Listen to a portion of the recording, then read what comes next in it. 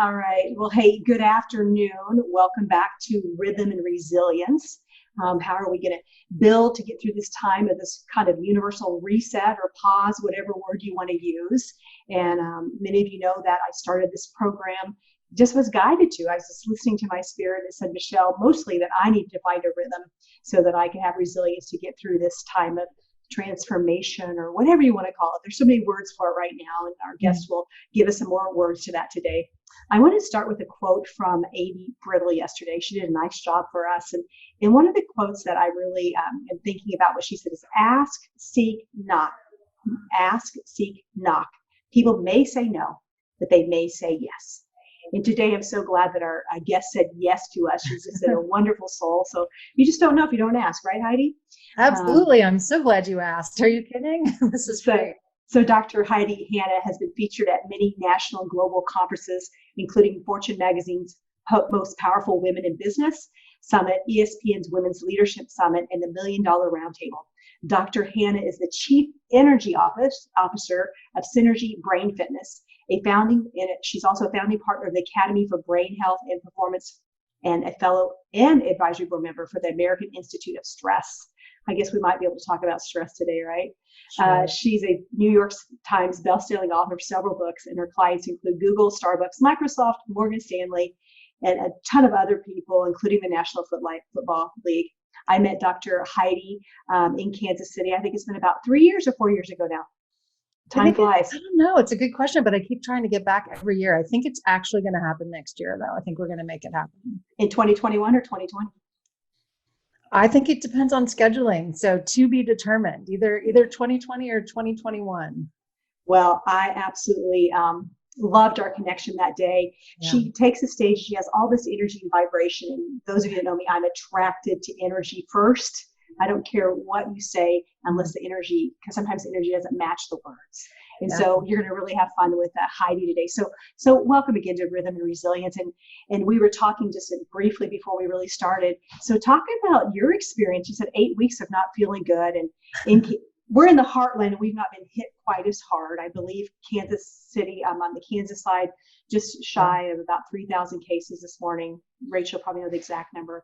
And Missouri about 5 or 6,000. So we've been pretty blessed here in the Midwest. Talk about what you're experiencing in San Diego. Well, let me start by saying I lived in Kansas City, Kansas for 6 months. I lived in Olathe. So I was excited to come back, got to know my dear friend, Bethany DeRoe, Lee and Bethany invited me to speak at the Live conference. And it was hysterical, I'll tell you guys, because she saw me speak for the NFL, which just saying that is surreal to me. I spoke at the NFL annual meeting. It's like such a highlight. And she climbed over tables and chairs to get to me at the end and was like, you have to speak at this event in Kansas City. Well, I was in Kansas City for a short period of time. I was in a relationship, loved the area, guy not so much. So like not really in a hurry to go back, to be honest. And then she said, "What I live in San Diego," which was extra confusing. So turns out she had a place in San Diego, still does, a block from where I live, downtown San Diego.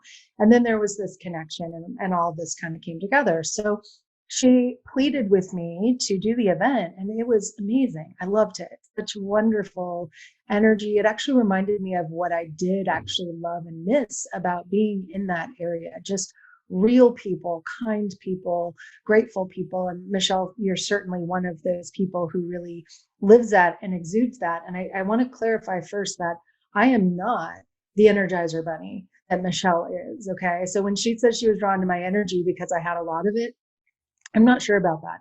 What I would say is I am highly sensitive. I have to be aligned or I can't do something. I'm incredibly authentic and vulnerable because I don't know how to live any other way. So I think what she was drawn to was more that kind of sisterhood of just saying, I'm here to live my fullest and best life. And sometimes it's really hard and sometimes it sucks, but I'm even going to talk about that. So that just kind of sets the tone up for the introduction, because I always feel like if people hear that I teach energy management, they're going to think that I have a lot of energy. And the whole reason I teach it is because I've struggled my whole life with depression and anxiety. So I've had to actually figure out how to do better than what I feel like my brain was really hardwired to do naturally. So all that to say, here I am.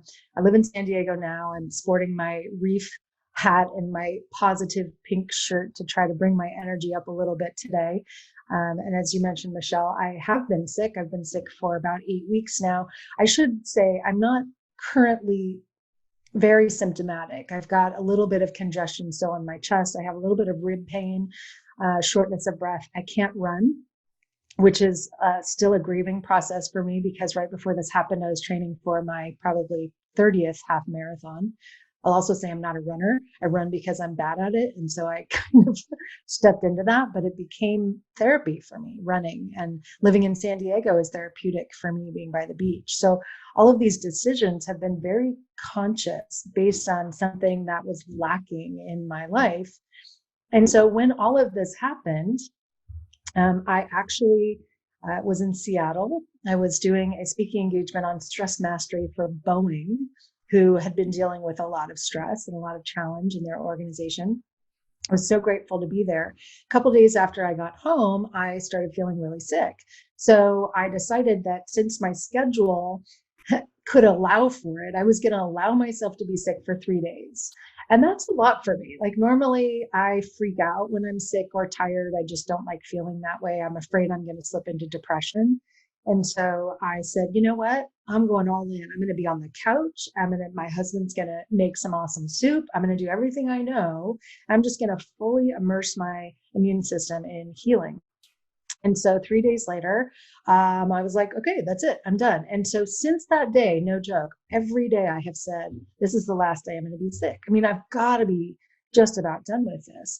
And so I did something that now I look back on and I've been processing some guilt and shame about this, that I know I did the best I could with what I knew, but I kept going. I actually went from Seattle to San Diego. I then went to Los Angeles where I had client meetings that got canceled because the world started to shut down at that point, including where I'm getting a second PhD at Pepperdine. So I was then quarantined essentially to a hotel room for 5 days in Los Angeles, doing school, laying in bed, being sick, but not seeing anyone, thank goodness. And then thought, okay, now I'm really better. I mean, there's stuff going around. Michelle, I know you know this, but there's allergies, there's all sorts of things. And here we were dealing with that.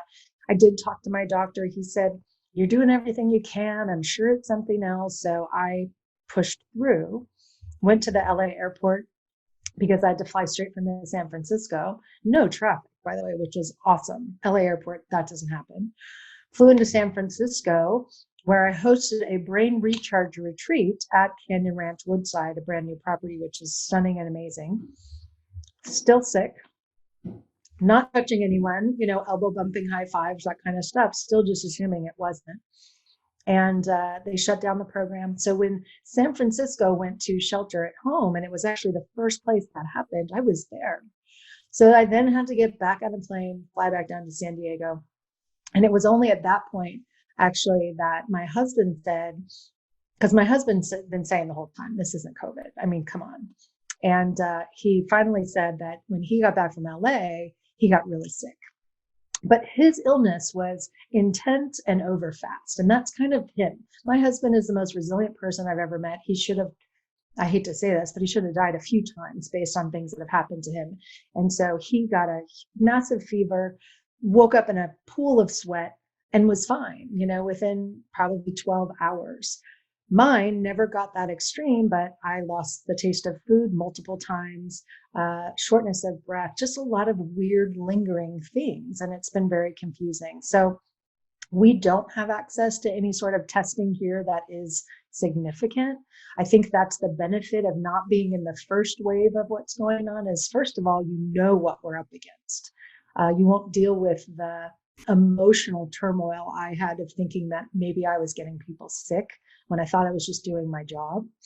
And then we should have better testing. But what's funny to me is in LA, when this first happened, I was watching the news and it was like, you're going to go to a drive-through and pick up a test. And I was like, cool, well, I'll just do it. Everyone's going to have access.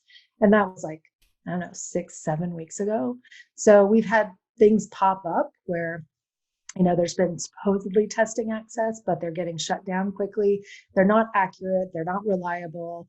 Fortunately, I have an amazing doctor here. I think similar probably to what you do, Michelle. I have a physician who's become a dear friend of mine.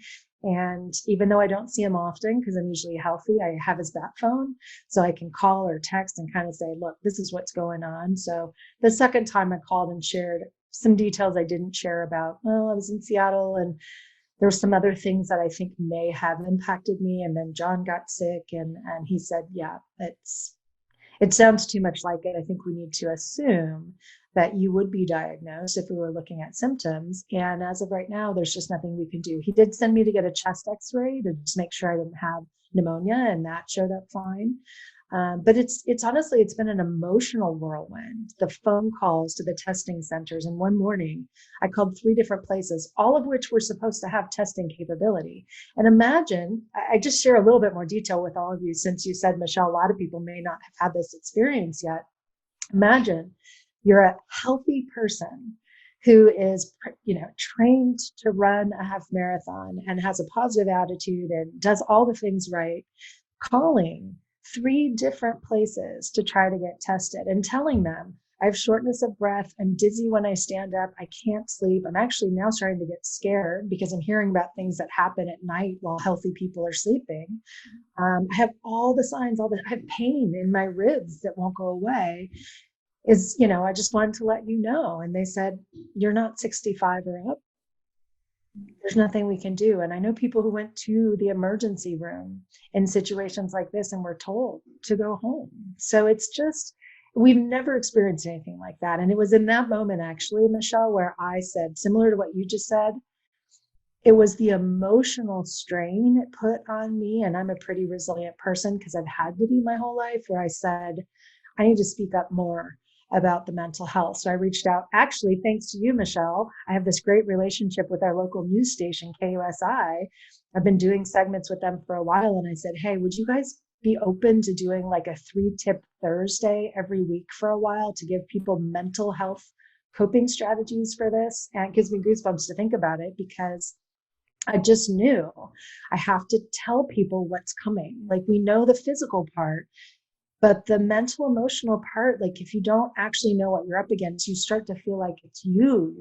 You start to feel like you're broken or you're weak. And, the next day I found out from my colleagues at Harvard that the calls to the suicide hotlines had increased 891% over the last couple of weeks. It, again, gives me goosebumps to think that, this illness is going to take a lot of lives. But at least the statistic I looked at last said suicides will probably be 20,000 or more above what we've seen trending. And again, I don't want to go down too deep here, but we know veterans take their own lives at a rate of about 22 per day. And we now know that physicians take their own lives at a rate that's higher than veterans. And there's a lot of reasons for that. But again, as someone, I feel like, who will say, I know better, why am I not doing better? That's the stigma that often we deal with when we're talking about mental and emotional challenges. Well, I'm glad you brought that up, because this is Talk Story Thursday. We have Monday motivation, Total Health Tuesdays, Wednesday wisdom, Thursday Talk Story. In Hawaii they call it Hooponopono. Some people like therapy, whatever. Have you heard of that? Hooponopono? No, I just was like, wait a second, where's that? I have a book, but I think it's something else. It's a different, I'll have to look. But I just bought a book. It goes with my whole beach brain thing about these different rituals and things. Yeah, so, Hooponopono, kind of get right with your family, where you actually call it grumbling. And then we have Fun Friday. And so you're our talk. This is why I picked you for Talk Story Thursday.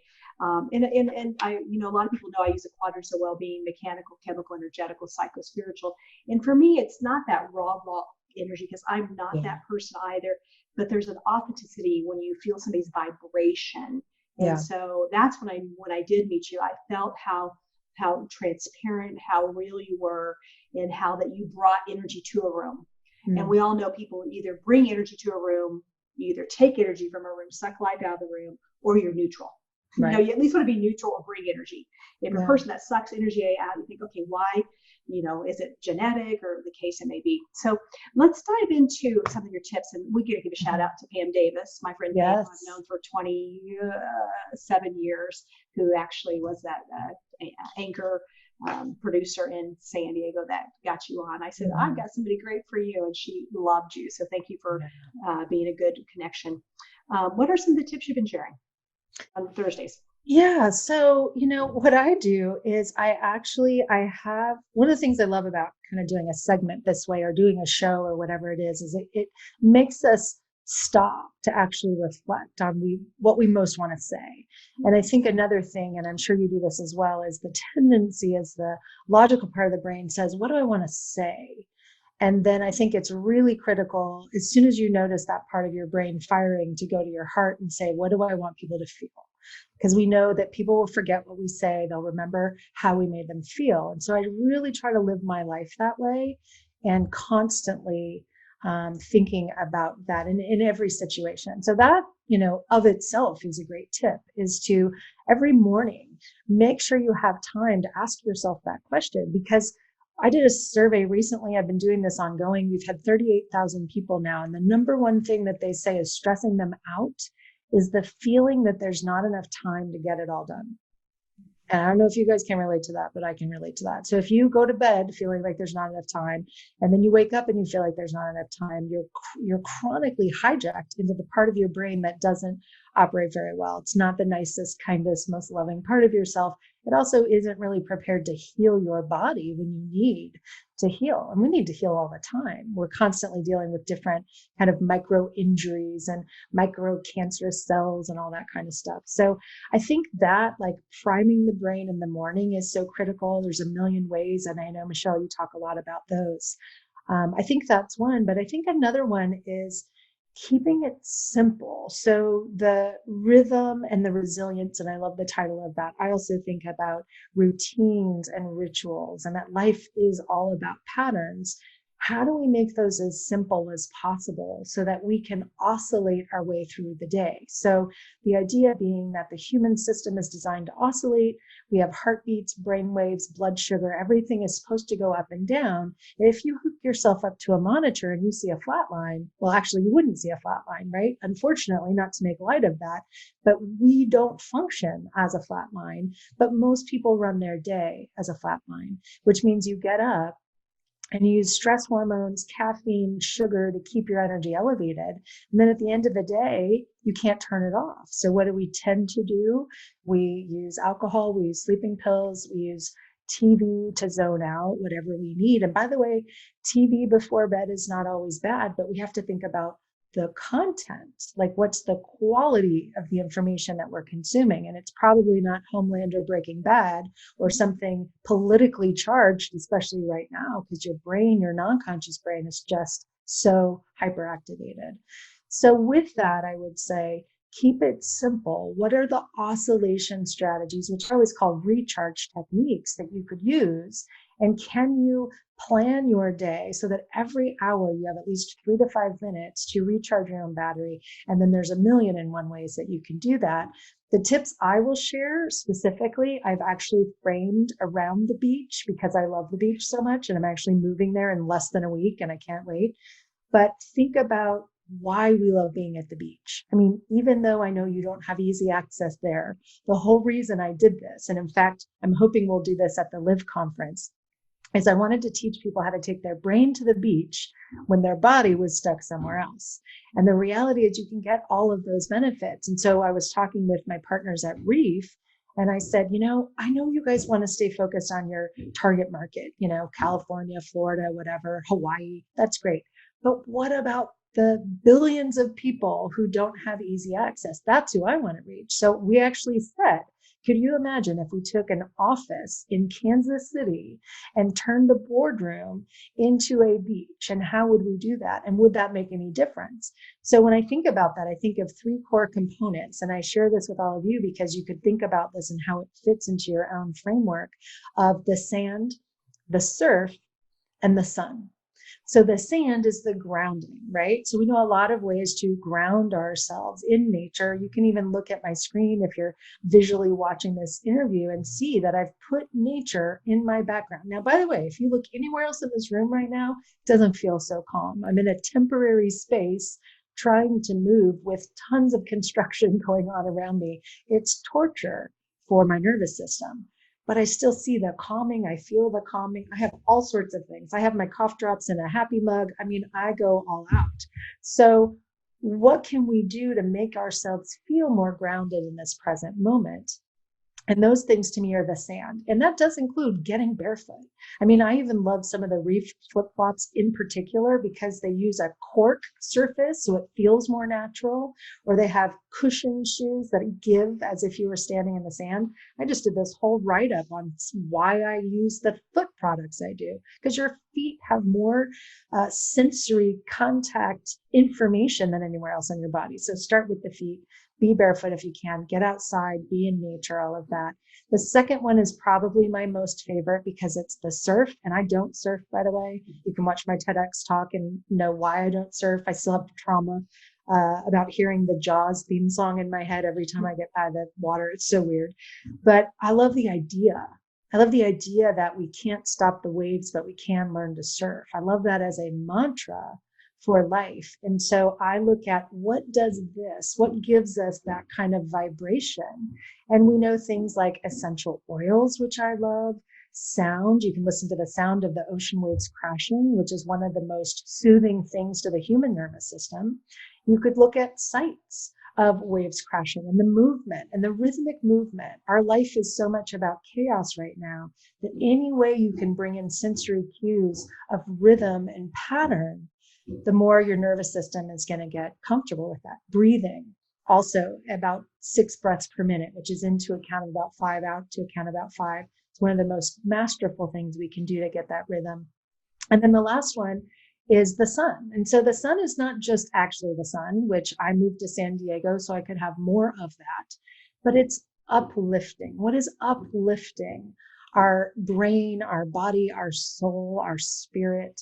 I was so grateful when I was watching KUSI this morning because as I was out walking, they were highlighting the amazing things that people are doing in San Diego right now. And I felt so lifted. It'll make me cry just to think about it again. The things people are doing right now in our darkest hour are giving us the brightest light. And again, keep in mind, I'm not Little Miss Positive by nature. This is trained into me because I set these things into my space intentionally so that I can rewire myself to see this. So Michelle, what you've been posting on social media it's the uplift, right? And we need more of that to focus on what's good in life. And so the last thing I'll just add here is I actually even created essential oil blends that mimic the essence of being at the beach in those 3 things. So I have a sand blend, a surf blend, a sun blend. I will send to Michelle the recipe cards so that she can share those with you guys. You can make them on your own. You don't need anything fancy. That said, if you do want someone else to do it for you, you can actually go to beachbrain.org. My .org websites are all my creative nonprofit projects. And this is 100% going to fuel our new college mental health support program. So if you do want to do that, that's there for you, but we'll also give you those recipes because that's probably the biggest game changer for me. I have all of them around me right now. And tactically what to do, I put a couple drops in my hands, rub my hands together, take 3 nice cleansing breaths, and it just brings the brain and the nervous system back online where we can make better decisions in how to cope with all the stress. So I'm going to take a breath because I know, Little Miss Not Energizer Bunny, I could just go on and on and on about the right topics. Well, it's such wisdom, and that's what I love about the way you're posting as well. And I would encourage you to follow Heidi on social media. She does a lot of videos, which is awesome. Mm-hmm. I'm a quote nerd, so I post a lot of quotes. And it's interesting. I do this talk about the quadrants of well-being, Heidi, and I made questions for each quadrant: mechanical, like are you aware of your posture, sleeping, and then chemical, hydration, vegetables, vitamin D, etc. Energetical, I'll talk about breath work. I'll talk about liking the room you're in, the colors you're in, and psycho-spiritual. We talk about a couple things. One you said is cup half empty, cup half full. And so Mm. for everybody, just like Heidi, it's very intentional for me. If I look at the spectrum, red light, Debbie Downer, green light, let's do it. I'm really about a 6 or 7. Mm. But I realize that if I'm around the people that like you, then I can go to an 8 or 9. If Right. I'm around people that are like sucking their thumb, or what, I can't change my life, and Right. I get that. We all had drama and trauma, but there's how do we shift that intentionally? And so much like yourself, I work at it every day. Mm-hmm. And like when you said when this first started, it's extremely stressful. It's tough. You do a lot with stress. Your credentials are amazing, and I would say that I love that you said yes to being on the show. So thank you so much, and I'm glad Amy gave us a great quote to kind of target that today. We're actually gathering some quotes. Eleanor's doing a great job capturing some of the sound bites. We'll send Good, those because to I you. hear those back sometimes and I'm like, that's brilliant. Who said that? And people will say, you did. I'm like, I did. I don't even know where that came from. So thank you. And those things matter because they help the ideas land. So I think that makes an important point I just want to share with everyone is like, find your thing, find your voice, find your unique creative gift. It doesn't have to be the same. Like, who would have thought I'd be doing beach brain blends? That's not me. I'm making floral arrangements. I don't do that. My mom does that. So I think it's important to play with our creativity, and through that creative process we find all sorts of unique coping strategies and things we can share with other people, and never underestimate that one person who's going to see that one thing that you shared in your own unique way, and the impact that can have, the ripple effect it can have is huge. Well, we've been talking about listening to your intuition and listening to that nudge, and we'll dive into that even deeper next week with Sonia Choquette will be one of our guests that helps us wrap up the series. But she's an international intuitive, 50 some years. So she's got a lot of wisdom to share. And by the way, if you have questions right now for Heidi, this is a great time in the chat. Also, too, remember to share your love in the chat as well. So as we start to wrap up here in about 15 minutes. So you are a person that knows more about stress than anybody I know. Okay. Yep. People are personally and professionally. I just have to say that. Yes. Yeah. So people are stressed. They were stressed going into this. This is just piled stress onto another layer of stress. You mentioned, I think, let me see if I got it right. You said sand, surf, sun. Yep. Okay. Love that. What's some other guidance to help people have hope during this time? I'm a word nerd. Celebrate, guide, connect, hope. We're celebrating you. You've given us some guidance. Give us a little more guidance that can lead to hope. Yeah. Well, you'll love this then. I think in threes, I think in patterns, I think in presentations. If I ever write a book or do something like that, which I'm actually working on my next book right now, which I'm super excited about, is I actually go back to basics. What are the 3 things? And then in those 3 things, what are the 3 things? And then that's just kind of the way I can organize my thoughts.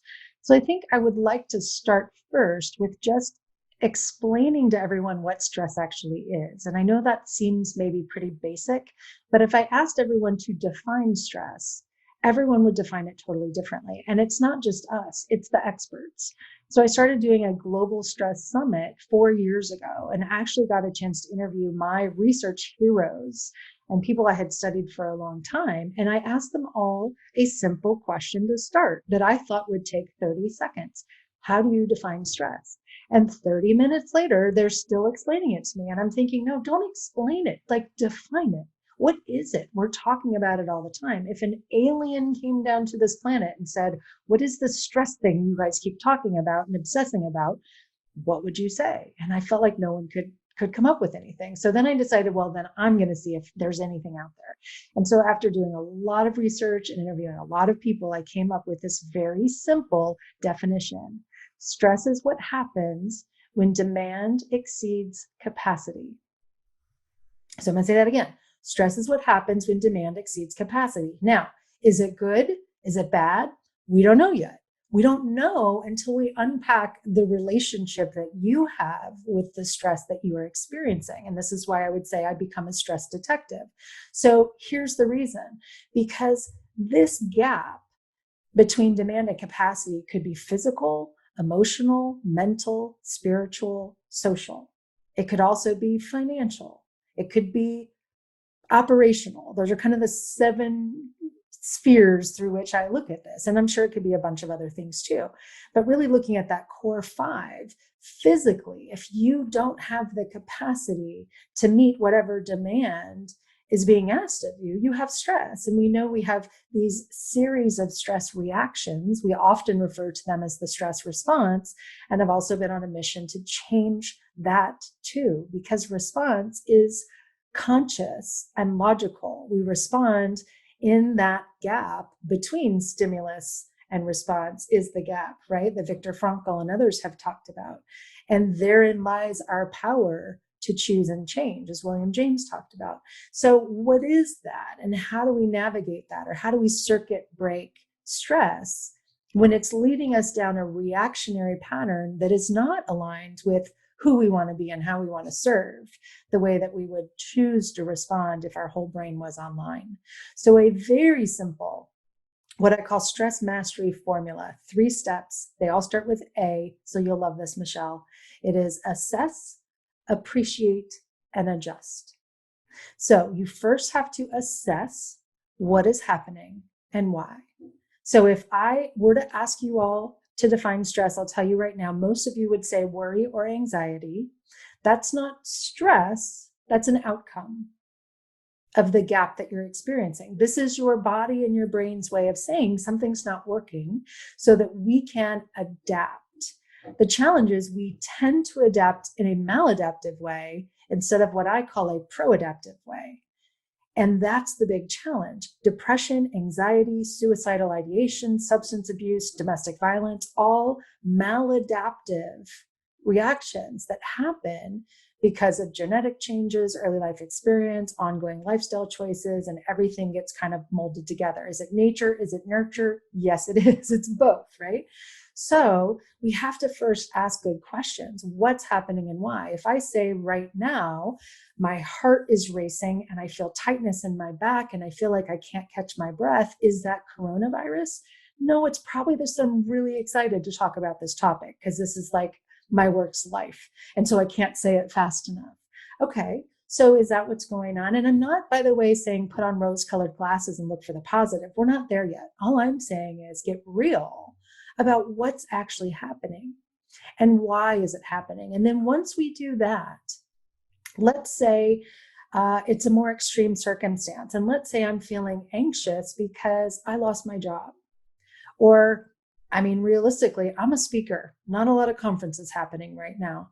So while I do have some opportunities to make money and I feel safe and protected today, I'm a little concerned about what's going to happen over the next couple of months. So it would be natural for me to feel anxious or worried or have even heart palpitations or tightness in my back or a headache. I mean, all those things are my brain's way of saying something's not quite the way we want it to be. Just pay attention.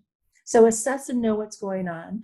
And then, and this is the hardest part for people, appreciate the fact that your brain and your nervous system is trying to help you. And it only hurts you when you don't listen.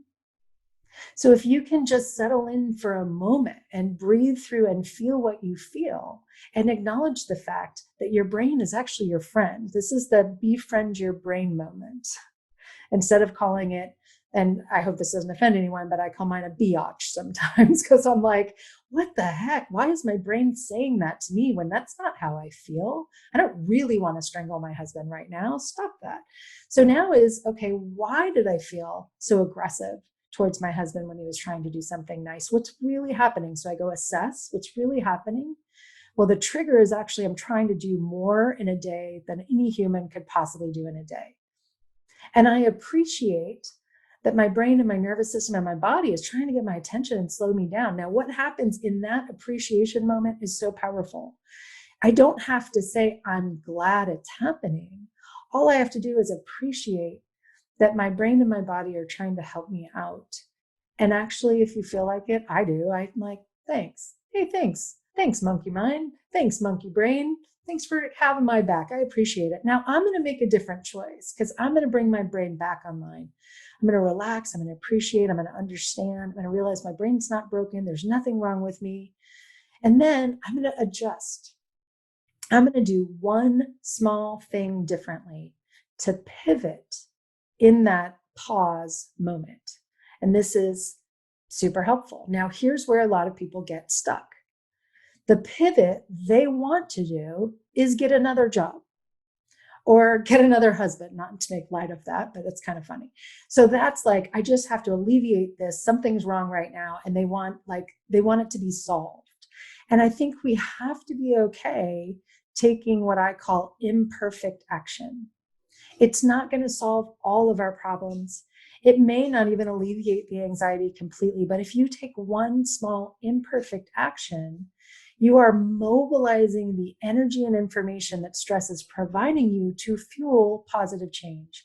And as soon as you make that adjustment, the whole chemical cascade changes. So you've now gone from a fight or flight primitive brain reaction to a tend and befriend, broaden and build, however you want to kind of look at that positive adaptability place where you can make choices and choices that really align with what matters most to you. But we have to slow down enough to do that. Now, I know that may sound like a lot, but if you can keep it simple with assess, appreciate, adjust, and practice this, practice it on the small things. Practice it on just like, why is my body not feeling good in this chair? What's going on? Is it the position? Is it how far my feet are stretching to the floor? Can I make an adjustment? And I appreciate that this aching in my back brought my attention to this before this became back pain, or I had to go see a physician, or I had to have surgery, whatever. Use it with small things. And then in the big things, just play with it. Just see if you can lean back a little and say, what if I were to try this stress mastery formula?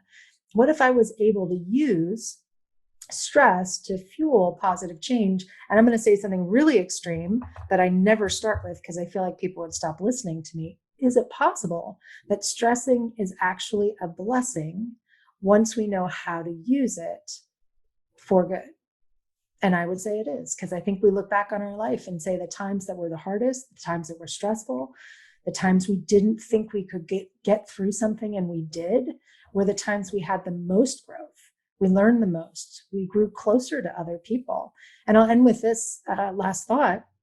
My dear friend and mentor, Bruce McEwen, who unfortunately passed away earlier this year, taught me something. And it was the last thing he really shared with me that had such a massive impact on me, that they saw in the lab as they're looking at essentially these, petri dish brain systems and how they all work together, that when the human nervous system experiences stress, stimulation, challenge, and even the stress hormone cortisol, which normally kills brain cells and destroys the hippocampus and gives us brain fog and speeds up the development of dementia and all these horrible things that cortisol is known for doing, when we also have the chemical oxytocin, which is the growth, the bonding, the social support chemical, that cocktail, that chemical cocktail in the brain and the nervous system leads to neurogenesis, or the growth of new, better, stronger brain cells.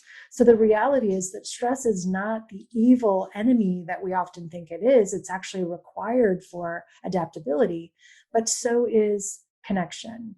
And so in a time when we're physically distanced, we could still be socially connected. And I think we really need to lean into that more now than we ever have before, through conversations like this. So it's another reason why I'm so grateful to be here and have this opportunity. Well, I want to think about this: assess, appreciate, adjust. Well, I'm a chiropractor, so I could spin this many ways.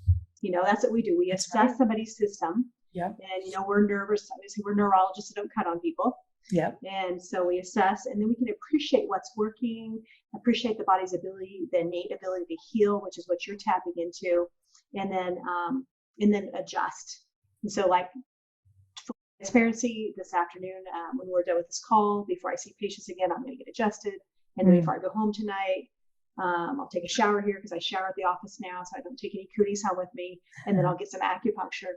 So as our followers, the people listening today, I hope you realize what a gift you're getting today, and that hopefully, of course, you're joining us today, but I believe, Heidi, that you're probably one of the world leaders on stress. In your analogies, I dig it. So I'm appreciating you, and I'd love if you guys have any questions, I would love to hear those now. Any love you'd like to have as we start to wrap up. Well, Heidi, one thing that makes me smile with you is the monkeys, and I need to order some more monkeys. Do you still have monkeys? My little stress monkey, Melvin. So we just ran out, and I've been trying to contact the manufacturer and having a heck of a time, but we have so many people wanting them now. I actually had 10,000 and I gave them all away. So we're close. I probably have a little secret stash I may be able to find for you, Michelle, but we're close. We are going to do another order soon. And it's funny that you bring this up, because I want everyone to understand what this became for me was a bit of what felt like a crutch, because my two biggest fears were public speaking and flying. And suddenly I found myself traveling around the world doing public speaking, which was so weird. I have no doubt that God intended me to be a surfer of life, even not a surfer of waves. But my life experiences just keep kind of pulling me back into this sweet spot of really understanding human adaptability. So the reason I use this is because I would get so freaked out or perfectionistic. I wasn't doing a good job, or I wasn't going to have enough time. And every time I would look at the clock, I would just get hijacked. And so I started putting this little monkey by the clock so that when I would speak, if I looked at the clock, I would see this cue. And the cue was to lead with love. So when you squeeze him, his heart pops out. And we lovingly refer to this as a heart on. But if you say it fast, it's kind of funny. And so that means lead with your heart, lead with love. But it's also a reminder to breathe and feel positive energy and focus on what's most important to you, which is actually what I call the brain recharge process. So another 3-step process. It's easy to remember because it's BFF, like best friends forever, is to breathe, feel, and focus. So when you breathe and you try to get into a rhythmic breathing pattern of about 5 seconds in, 5 seconds out, or 5 seconds in, 6 seconds out, if you exhale just slightly longer than you inhale, you actually activate more of the relaxation response. So you can get into that natural rhythm and then feel a positive emotion. And so I usually encourage people to think first about someone or something they appreciate, but imagine a light is traveling from the top part of your brain going down through to your heart, and really try to embody gratitude and notice how it feels in your body as you appreciate someone or feel gratitude for someone or something. And then the last one is to focus. And this is really fun because this is where you can just be curious and ask a question like, how do I want to show up? How do I want others to feel around me? What do I need to tell myself? What do I need to do to show up as that best version of myself? And I usually encourage people to have a word or phrase or mantra from that place. So you first breathe, then you feel, then you focus, come up with a word, phrase, or mantra that you repeat to yourself, and then you anchor back in that throughout the day, every time you need to circuit break stress or recharge your brain. And this is where, Michelle, your sayings and quotes and words and images and colors and all of those types of things become really supportive for us, coming back to that breathe, feel, focus. So the college mental health program that I'm about to launch in May is actually called Brain Boss. It's teaching students how to become the boss of their own brain and their nervous system using this very simple breathe, feel, focus practice. So I say that because it's so simple, your kids can do it.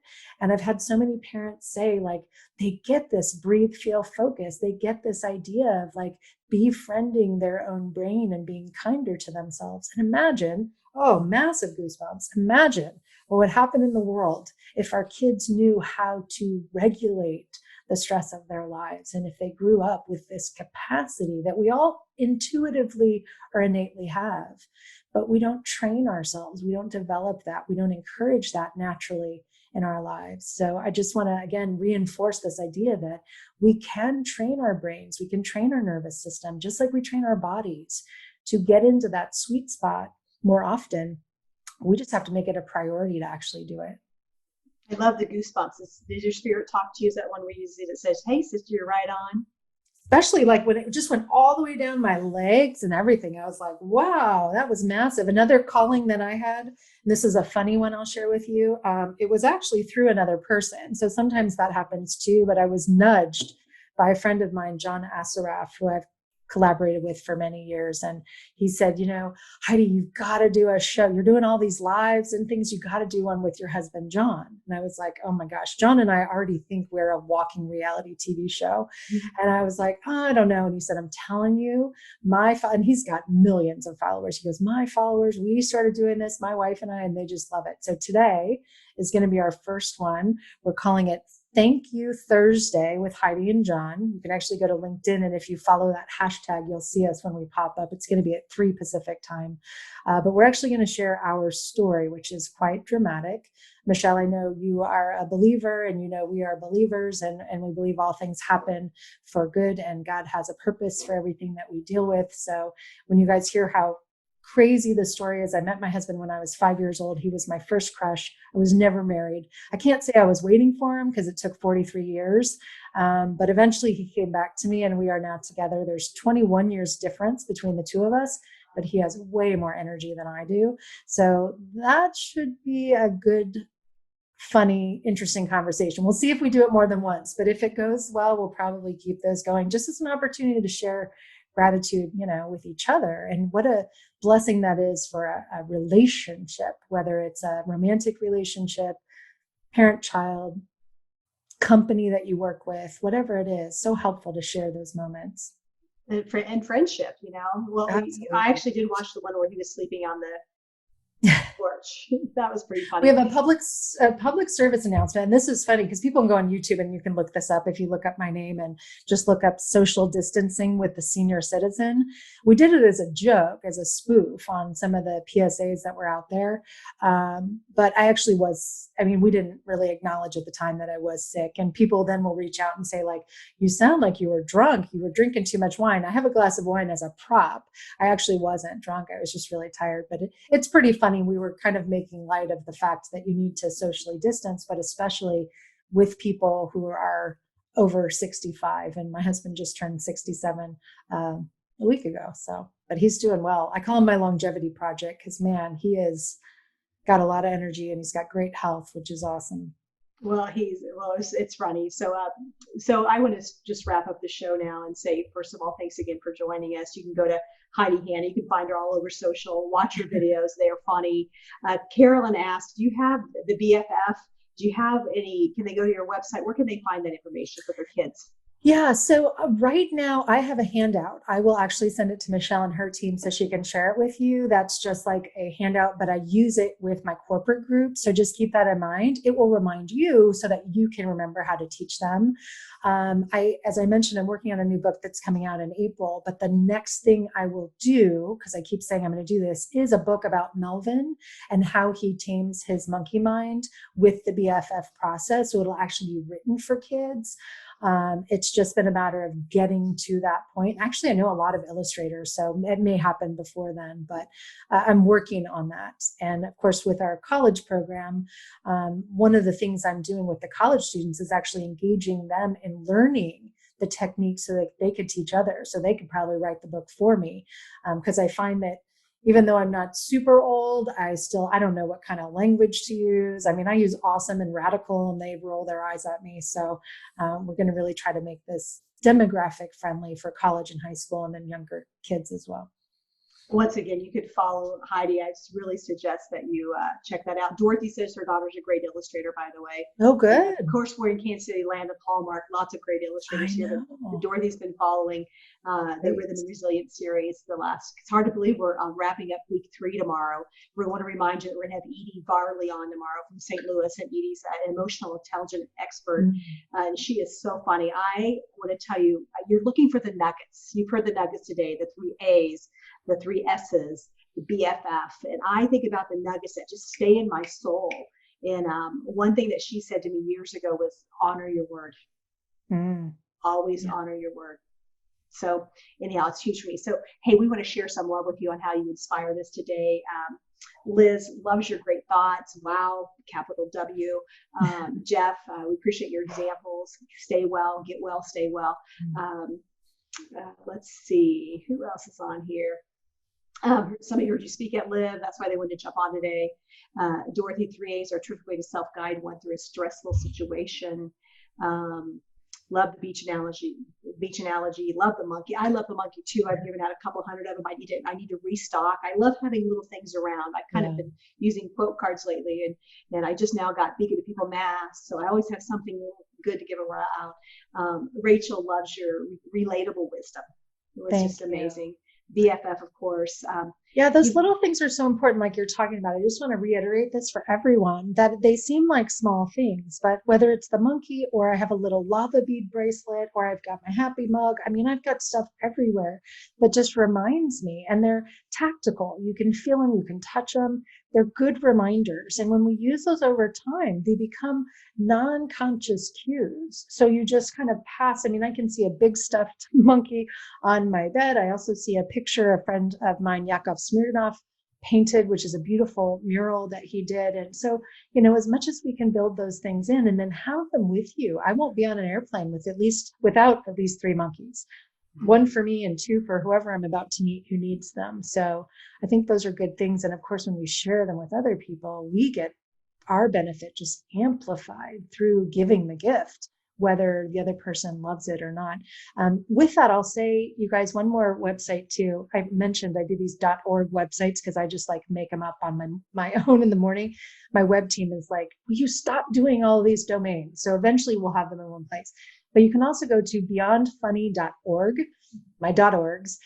That is my humor, creativity, play website. So you'll see information about Melvin there and the monkeys. And as we do eventually a fundraising campaign, we may even do that in May because it's Heart Month. But we'll get more information for you there. And you can also see a really cool collection that we did of comedy. So I have a selection of COVID comedic relief that's specific to our circumstances. By the way, all of it's family friendly. I screen all of it. And then the other one is timeless humor. So if you need a recharge break and you want something funny and light, that's a good place to go as well. Well, you definitely have recharged us today. And so I want you to all make sure you've heard that word. She's used the word recharge 2 or 3 times, dripping that in this conversation. Well, you've recharged me. I'm a monkey that keeps hanging on to you, Heidi. I reach out to you every so often. And so I'm love the monkeys, love you, appreciate you saying yes.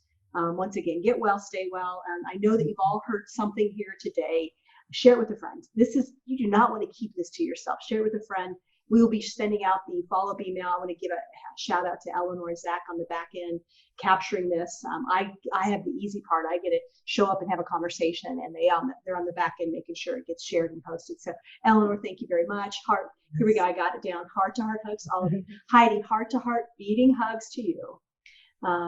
Stay well. Yeah, stay well. Send you lots of love. Hey, to all of you, we'll see you tomorrow on day 15. Whoa, Eleanor, day 15 with Edie Farley. All right. Bye, everybody. Bye. Be well.